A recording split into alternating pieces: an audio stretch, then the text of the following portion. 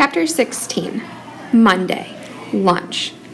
This time, I stayed put when Stargirl came toward my table on her way out. My back was to her. I could see Kevin's eyes following her, widening as she came closer. And then his eyes stopped, and his mouth was sliding toward a wicked grin.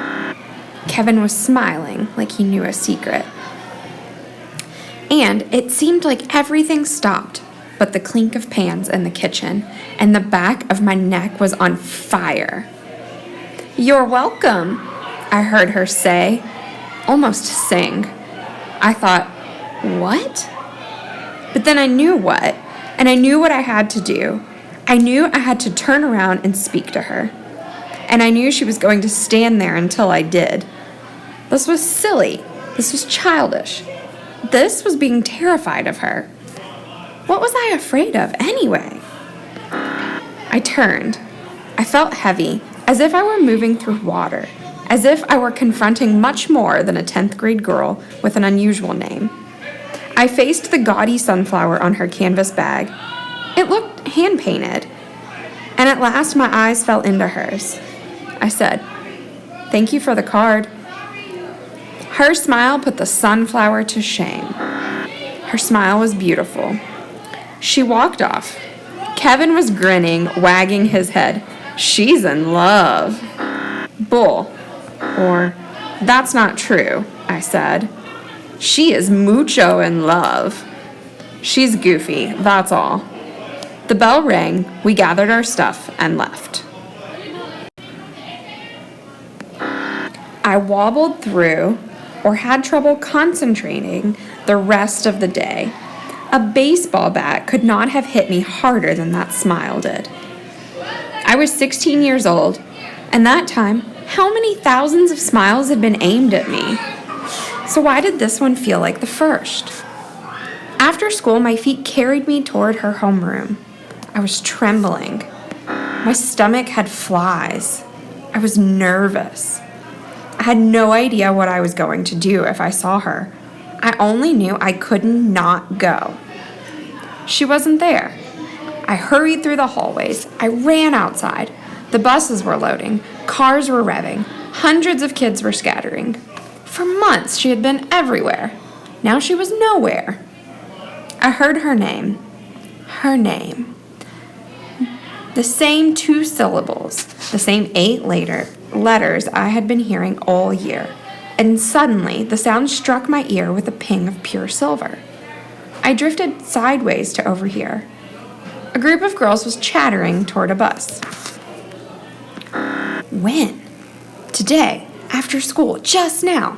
I don't believe it. I don't believe it took so long. Kicked off? Made her quit? Are they allowed? Sure, why not?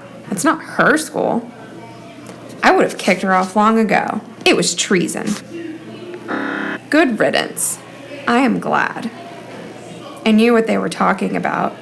It had been rumored for days. Stargirl had been kicked off the cheerleading squad. "Hi, Leo."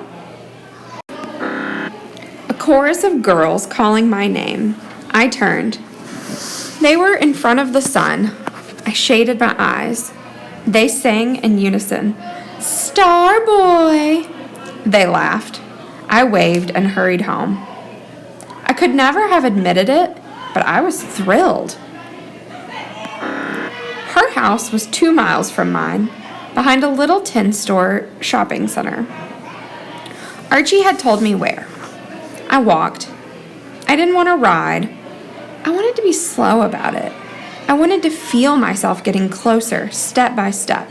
Feel the tension rising like a fizz in a soda bottle. I did not know what I would do if I saw her.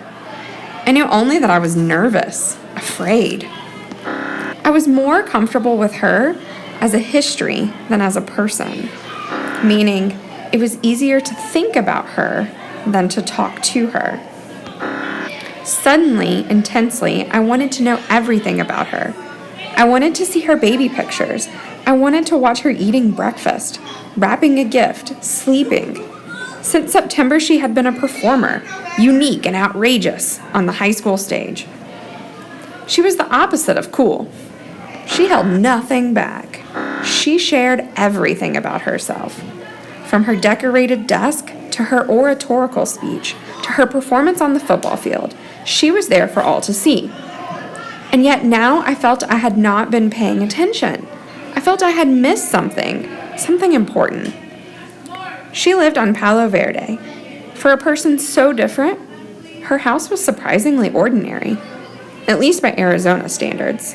Single story, pale adobe, clay red, pipe tile roof, not a blade of grass in the small front yard, but rather barrel and prickly, pear cacti, and clusters of stones.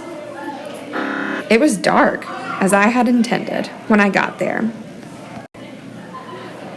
I walked up and down the other side of the street. It occurred to me I might be mistaken for a prowler or a criminal. So I walked around the block. I stopped into Roma Delight for a slice of pizza, gulped down only half of it, hurried back out. Couldn't relax when our house was not in sight. Couldn't relax when it was. At first, it was enough just to see the house. Then I began to wonder if she was inside. I wondered what she could be doing. Light came from every window I could see. There was a car in the driveway. The longer I hung around, the closer I wanted to be. I crossed the street and practically dashed past the house. As I went by, I scooped up a stone from the yard. I went up the street, turned, and looked at her house in the distance. I whispered to the salt-sprinkled or star-filled sky. That's where Stargirl Caraway lives. She likes me. I headed back toward the house. The street, the sidewalks were deserted. The stone was warm in my hand. This time I walked slowly as I approached. I felt strange. My eyes fixed on a triangle of light in a curtained window. I saw a shadow on a yellow wall. I seemed to be drifting, footless. I seemed to be floating into the light. Suddenly, the front door opened. I dived behind the car in the driveway and crouched by the rear fender. I heard the door close. I heard steps. The steps matched the movements of a long shadow cast down, or a long shadow that was on the driveway. My breath stopped. The shadow stopped. I felt both ridiculous and weirdly perfectly placed, as if crouching by that car was precisely what life had in store for me at that moment. Her voice came from beyond the shadow. Remember when? You followed me into the desert that day after school? Absurdly, I debated whether to answer, as if doing so would, what, give me away, or show that I was hiding? I leaned into the smooth metal of the fender. It never occurred to me to stand, to show myself. Hours seemed to pass before I finally croaked. Yes? Why did you turn around and go back? Her tone was casual, as if she held conversations every night with people crouching behind the car in the driveway. I don't remember, I said. Were you afraid? No, I lied. I wouldn't have let you get lost, you know. I know. A little shadow detached, or a little shadow separated itself from the larger one. It came toward me, wavering over the pebbled driveway. It had a tail. It wasn't a shadow. It was her rat, Cinnamon. Cinnamon stopped at the tip of one of my sneakers. He stood looking up at me. He put his front paws on top of my sneaker and nosed into the laces. Are you getting acquainted with? Are you getting to know Cinnamon? Sort of. Are you lying? Sort of. Are you afraid of rats? Sort of. Do you think I'm cute? If you say sort of, I'll tell Cinnamon to bite you. Yes. Yes what? I think you're cute. I thought of adding, sort of, just to be funny, but I didn't. Do you think Cinnamon's cute? The rat had climbed fully onto my sneakers now. I could feel his weight. I wanted to shake him off. His tail spilled onto the driveway. No comment. Or, I don't want to answer your question, I said. Oh my, hear that, Cinnamon. No comment. He doesn't want people to know that he thinks you're cute.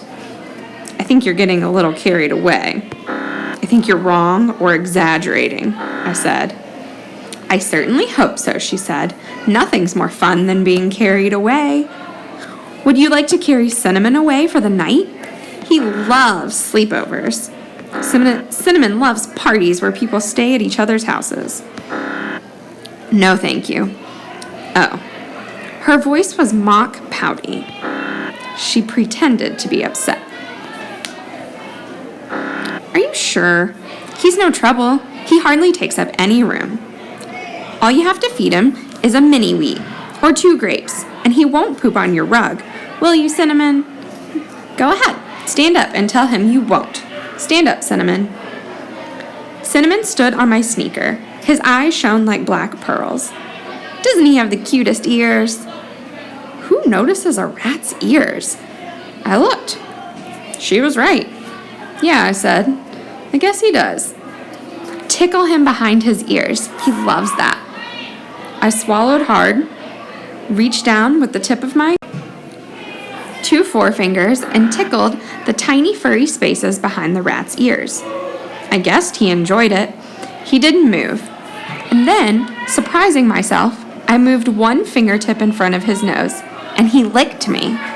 It had never occurred to me that rats do that. His tongue was half the size of my little fingernail. I would have guessed it was rough like a cat's, but it wasn't. It was smooth. And then he was no longer on my foot. He was on my shoulder. I yelped. I tried to swat him off, but he dug into my shirt with his fingernails. Meanwhile, Stargirl was cracking up. Stargirl was laughing very hard.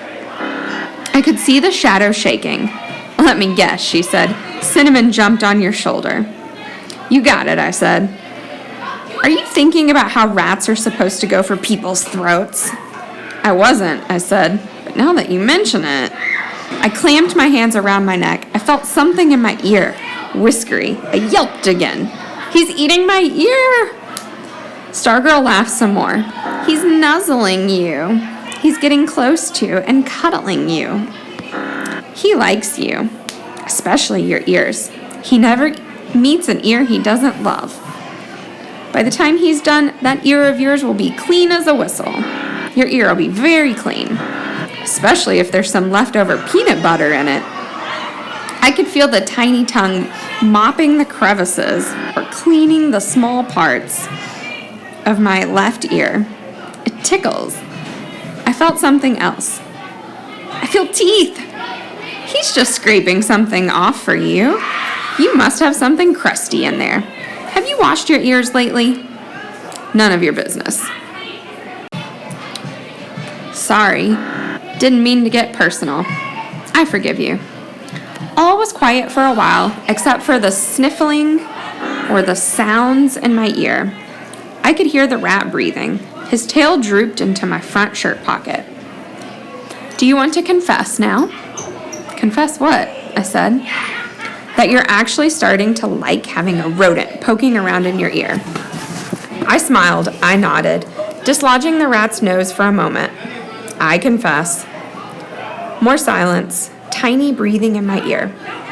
Well, she said at last, we have to go in now. Say goodnight, Cinnamon. No, I thought. Don't go. I still have another ear, I said. If he does that one, he'll never want to leave you, and I'll be jealous. Come on, Cinnamon. Time for beddy bye. Time to go to sleep. Cinnamon went on snuffing.